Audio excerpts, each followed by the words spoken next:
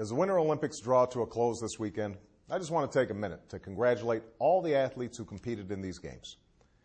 And I especially want to say how proud I am of all that the American men and women have achieved over the last few weeks. Whether it was the men's hockey team's stunning upset of the Canadians on their way to the gold medal game, or Lindsey Vonn's heroic gold medal comeback from a shin injury, or Apolo Ohno becoming the most decorated American Winter Olympian of all time, you can't help but be inspired by the sheer grit and athletic prowess on display in Vancouver. And it's not just the medal count that's inspiring, though we've certainly done great on that score. What's truly inspiring is the character of the men and women who have won those medals, the sacrifices they've made, the integrity they've shown, the indomitable Olympic spirit that says no matter who you are or where you come from or what difficulties you may face, you can work hard and train hard and still triumph in the end. That's why we watch. That's why we cheer. That's why, in the middle of an extremely challenging time for America, we've been able to come together as one nation for a few weeks in February and swell with pride at what our citizens have achieved.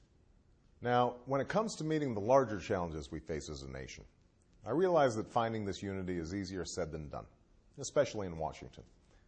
But if we want to compete on the world stage as well as we've competed in the world's games, we need to find common ground. We need to move past the bickering and the game playing that holds us back and blocks progress for the American people.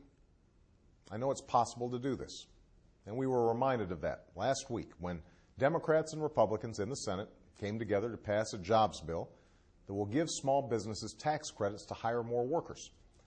We also saw it when Democrats and Republicans in the House came together to pass a bill that would force insurance companies to abide by common sense rules that prevent price fixing and the other practices that drive up healthcare costs.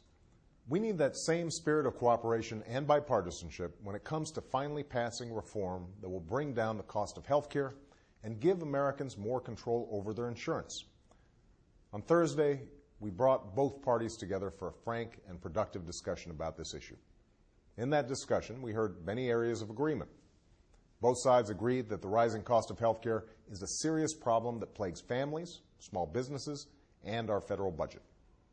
Many on both sides agreed that we should give small businesses and individuals the ability to participate in a new insurance marketplace, which members of Congress would also use, that would allow them to pool their purchasing power and get a better deal from insurance companies. And I heard some ideas from our Republican friends that I believe are very worthy of consideration. But still, there were differences. We disagreed over whether insurance companies should be held accountable when they deny people care or arbitrarily raise premiums. I believe they should.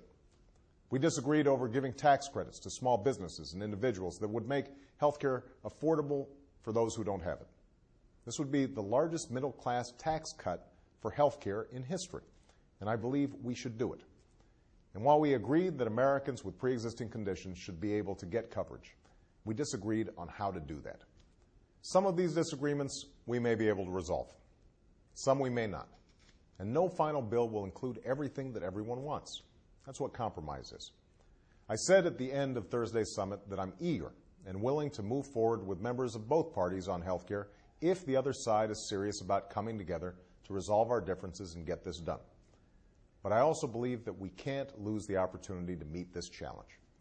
The tens of millions of men and women who can't afford their health insurance, they can't wait another generation for us to act. Small businesses can't wait.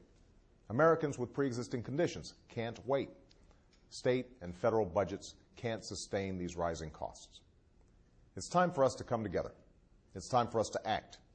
It's time for those of us in Washington to live up to our responsibilities to the American people and to future generations. So let's get this done. And thanks for listening.